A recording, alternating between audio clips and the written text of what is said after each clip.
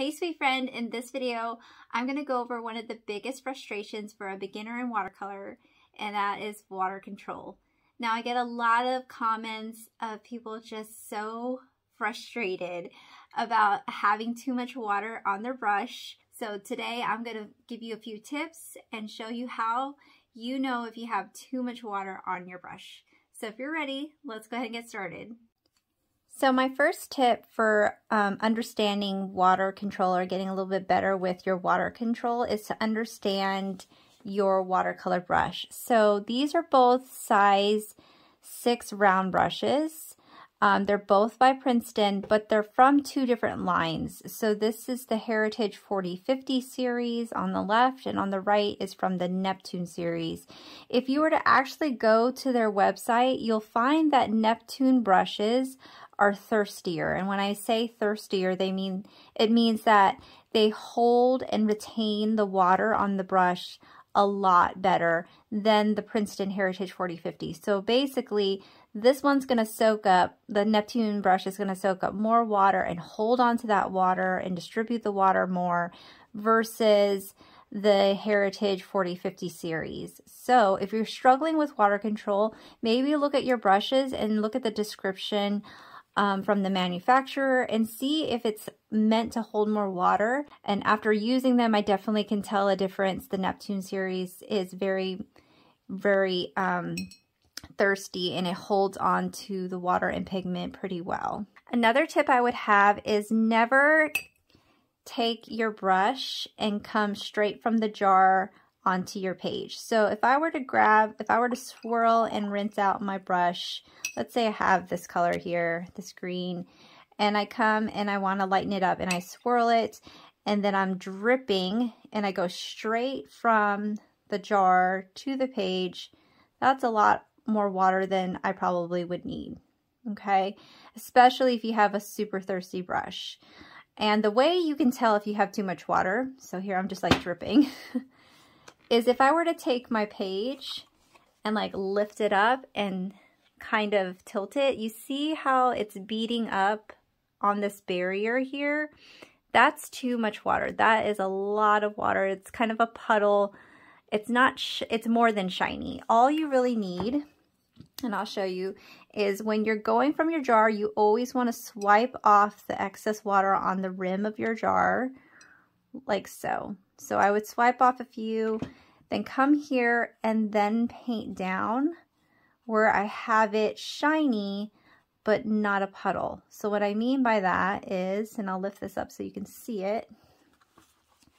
Here we have a puddle, and here we have just a shine. So if I tilt it, you can see it's glimmering and it's shimmering, but there's not a puddle or a concave, like a curve at the top, and it's not bubbling over. So that's how you can tell you've got way too much water here versus here. Now, the reason why you don't want a big puddle like this, one, it's going to take a long time to dry, and two, and I'm going to show you in a minute, when you do something called, if you do the wet on wet technique, which I use quite frequently, let me grab this really quick. Trying to grab this pigment so I can show you. If I were to drop it here, you can see it really didn't travel very far.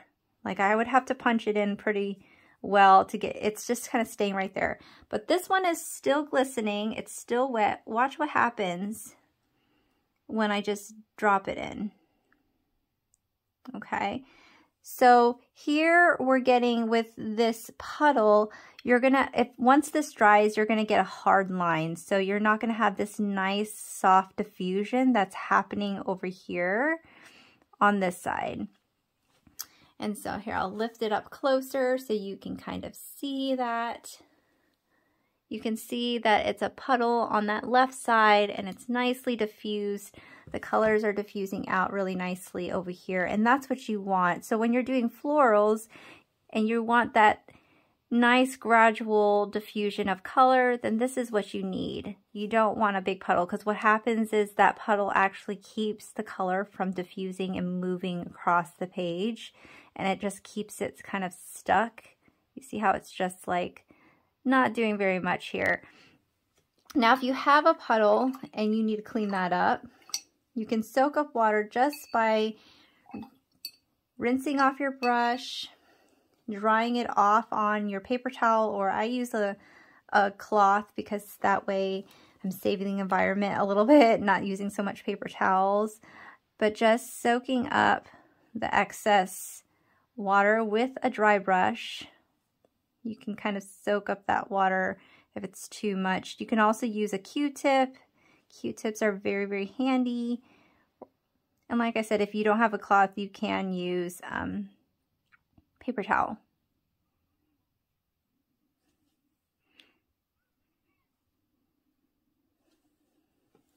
Perfect.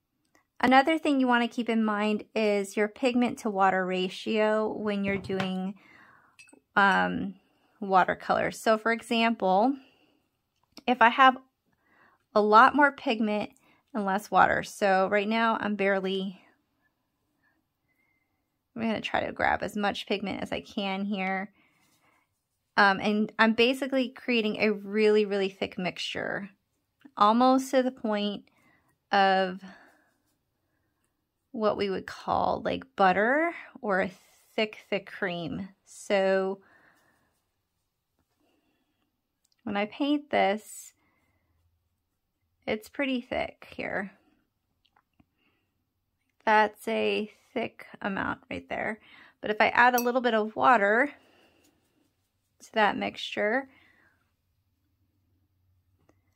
then we've got more of a milky consistency.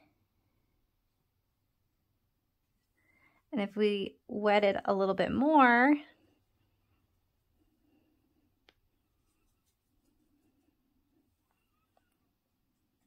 then we're almost getting to more like a coffee. So this would be coffee. And you can see as I'm doing that and adding more water, the color is starting to lighten up, okay? And then I'm gonna go to what we call tea consistency, which is basically your really, really watered down. And I'm just doing this so I can show you. This is pretty watered down here. And this is what we would call a tea. So I like to say like creamy, like cream,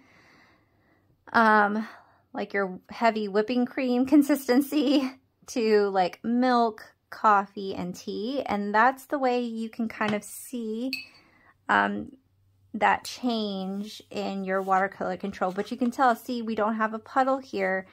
And what's great about really high quality, this is 100% cotton paper, is 100% cotton paper will actually soak up your paint really well.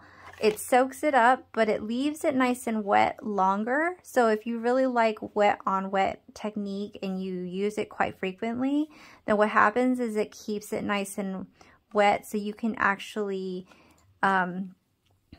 it keeps it wet longer. So that way you can keep painting and come back and put it down, and you can still get that nice bloom that you get when you add another color into that.